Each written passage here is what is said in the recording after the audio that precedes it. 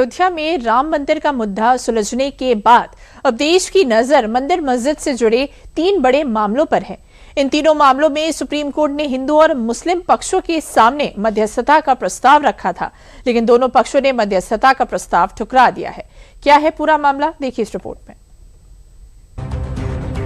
देश की 3 सबसे चर्चित धार्मिक भूमि विवाद काशी, मथुरा और संभल अब एक बार फिर से सुर्खियों में है। दरअसल इस पूरे मामले में सुप्रीम कोर्ट की ओर से मध्यस्थता और आपसी सहमति के जरिए पूरे मामले का समाधान का रास्ता सुझाया गया था, लेकिन हैरानी की बात यह है कि हिंदू और मुस्लिम दोनों ही पक्षों ने इस प्रस्ताव को सीधे तौर पर ठुकरा दिया।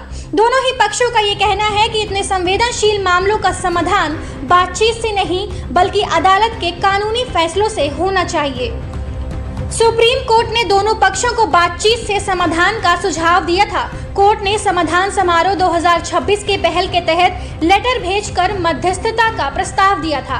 सुप्रीम कोर्ट ने दोनों पक्षों से सहमति मांगी थी, लेकिन किसी भी पक्ष ने इसके लिए सहमति नहीं दी। दोनों पक्षों ने कहा है कि वे अदालत में ही केस लड़कर फैसला चाहते हैं। बता दें कि सुप्रीम कोर्ट परिसर में 21 से 23 अगस्त तक समाधान समारोह के तहत विशेष लोक अदालत आयोजित की जाएगी। इसका उद्देश्य लंबी कानूनी लड़ाई के बजाय बातचीत के जरिए हल निकालना है। अब एक नजर पूरे मामले पर भी डाल लेते हैं। हिंदू पक्ष का दावा है कि ज्ञानवापी मस्जिद काशी विश्वनाथ मंदिर के अवशेषों पर बनी है। ज्ञानवापी परिसर को प्राचीन विश्वेश्वर मंदिर घोषित किया जाए। मस्जिद परिसर में नियमित पूजा की अनुमति मिले। परिसर में मिले धार्मिक अवशेषों को मंदिर का हिस्सा माना जाए। जबकि मुस्लिम पक्ष की मांग है कि ज्ञानवापी को मस्जिद के रूप में बरकरार रखा जाए। पूजा स्थल अधिनियम 1991 के तहत नए दावों को खारिज किया जाए।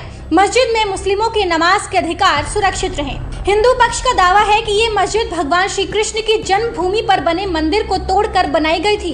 हिंदू पक्ष की मांग है कि शाही ईदगाह मस्जिद हटाई जाए, पूरी भूमि श्री कृष्ण जन्मभूमि ट्रस्ट को सौंपी जाए और मंदिर का पुनर्निर्माण किया जाए।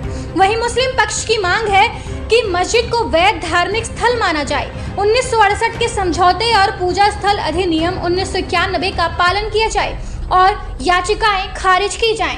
हिंदू पक्ष के अनुसार प्राचीन हरिहर मंदिर को तोड़कर शाही जामा मस्जिद बनाई गई थी। हिंदू पक्ष की मांग है कि मस्जिद का पुरातात्विक सर्वे कराया जाए, मंदिर के अवशेष मिलने पर मंदिर को बहाल किया जाए और हिंदुओं को पूजा का अधिकार मिले। वहीं मुस्लिम पक्ष का कहना है कि ये मस्जिद हमेशा से इबादत की जगह रही है।